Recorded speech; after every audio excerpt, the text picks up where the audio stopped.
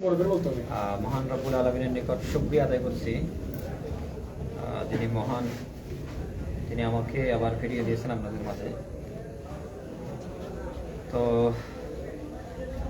আজকে যারা আমাকে উদ্ধার কাজে সহযোগিতা করেছেন, আমি সর্বপ্রথম তাদেরকে ধন্যবাদ জানাচ্ছি, পুলিশ প্রশাসনকে ধন্যবাদ জানাচ্ছি, এবং ইসলামী ছাত্র শিবির, ছাত্রদল, বিএনপি, জামাত যারা সহযোগিতা করেছেন প্রত্যেককে ধন্যবাদ জানাচ্ছি। বিশেষ করে জাহানপুরবাসী, এলাকাবাসী যারা এগিয়ে এসেছেন, বিশেষ করে আমাকে উদ্ধার করেছেন মূলত এলাকাবাসীরা, ওখান থেকে উদ্ধার করে তারা তাদের বাড়িতে দিয়ে গেছিল, তাদেরকে ধন্যবাদ জানাই। আর সন্ত্রাসীরা আমাকে যেটা করছিলেন, আমি নামাজ পড়ে বের হয়েছিলাম আর কি। বের হওয়ার পর আমি ওই যে জংখারে মাগরিবের নামাজ পরে বের হয়েছি। বের হওয়ার পর জংকারের পূর্ব দিকে আমি গাড়ি নিয়ে গেছিলাম। একজন ভাই এসে বলছে যে আপনি তো শিবিরের জেলা সভাপতি, আপনার সাথে একটু কথা বলতে চাই। তখন আমার সাথে যিনি শাহিন ভাই ছিলেন, ওনাকে বলছে যে আপনি একটু দাঁড়ান, আমি একটু ওনার সাথে কথা বলে আসি। এখন ওনার সাথে আমি গেছি, গিয়ে বলছে যে একটু সামনে গিয়ে কথা বলবো।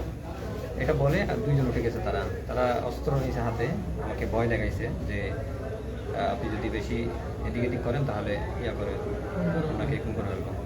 তখন আমাকে নিয়ে গিয়ে ছোট্ট একটা গল্ডির ভিতরে ঢুকাইছে। ঢুকানোর পর আমার গায়ে পাঞ্জাবি যে পাঞ্জাবি করা ছিল, পাঞ্জাবিটা খুলে ফেলছিল।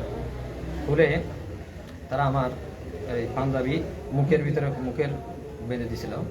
মুখে বাঁধার পর আমি কোনো ধরনের আওয়াজ করতে পারতেছি না। তো বড় কথা, এর উপরে আমার মাথার উপরে হেলমেটটা দিয়ে দিছে। হেলমেট দেওয়ার কারণে আমি পুরোপুরি কথা বললেও এটা বাইরে যাচ্ছে না, একটু আওয়াজ করে কথা বললেও যাচ্ছে না। এখন নানুপুরে গিয়ে আমি একটু সুযোগ করছিলাম যে মানুষদেরকে একটু করবো, গাড়ি থামিয়ে। ওরা আমাকে বলতেছে যে মেরে ফেলবো, সোজা চালাও, কোনো কথা নাই। এটা বলে আমি ওখান থেকে গেছি, আজাদি বাজার গেছি, ওখানে গিয়ে একটু সুযোগ করছিলাম, কিন্তু পারি নাই। না ফেরে আমি বুঝতে পারছি যে সামনে হয়তো এলাকাটা ক্রিটিক্যাল আমার মনে হয়েছে, সেজন্য আমি গাড়িকে রোডের মধ্যে ফেলে দিছি। ফেলে দেওয়ার পর হ্যাঁ, গাড়ি আমি চালাইছি, আমাকে দিয়ে চালাইছে এরা গাড়ি। এরপরে আমি গাড়ি চালানো অবস্থায় আমি চালাইছি বিদায় গাড়ি আজকে ফিরে আসছি, নাইলে ফিরে আসতে পারতাম না।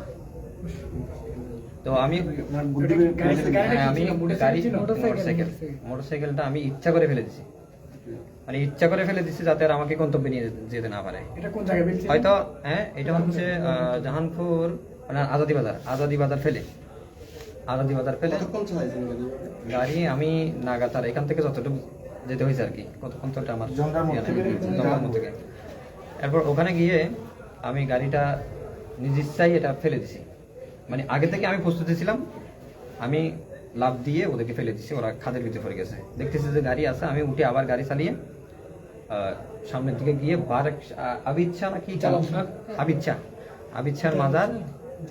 আবিচ্ছার মাজারের থেকে পশ্চিম দিকে একটা রোড গেছে, হ্যাঁ, ওই রোড দিয়ে আমি ঢুকছি।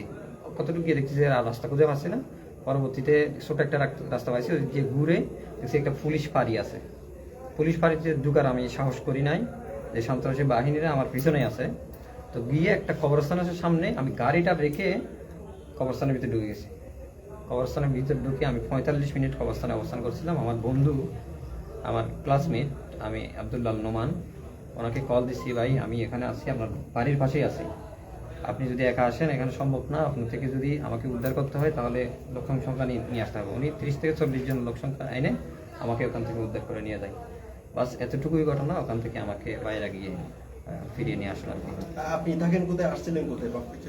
আজকে আমাদের প্রোগ্রাম ছিল নাজিরহাটে, জামাত ইসলামের কর্মী সম্মেলন ছিল, ওখানে আমার মেহমান ছিলাম। মেহমান আমি বক্তব্য দিয়েছি, ওখানে কথাবার্তা বলছি। বলার পর আমি আমাদের লঙ্কার একটা ম্যাচ আছে আর কি, ওই ম্যাচে গেছিলাম। ম্যাচ থেকে বের হয়ে মাগরিয়ে নামাজ পড়তে গেছি আর কি। পুলিশ বা প্রশাসনের সাথে আপনারা বসেছেন বা কথা বলেছেন, কি পুলিশকে আমরা যেটা বলেছি সেটা হচ্ছে যারা অপরাধের সাথে জড়িত তাদেরকে অবশ্যই তদন্তের মাধ্যমে বের করতে হবে।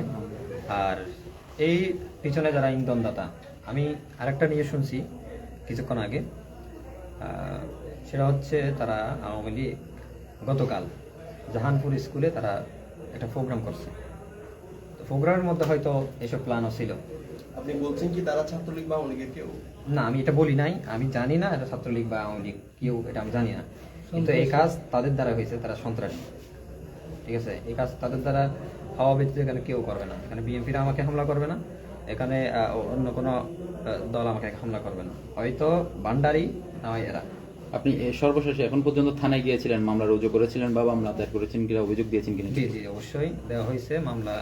আমি অভিযোগ দিছি, অভিযোগগুলো আমাদের প্রক্রিয়া চলমান আছে। আমাদের পুলিশ স্যার এগুলা লিখে নিয়েছেন আর কি। Thank you.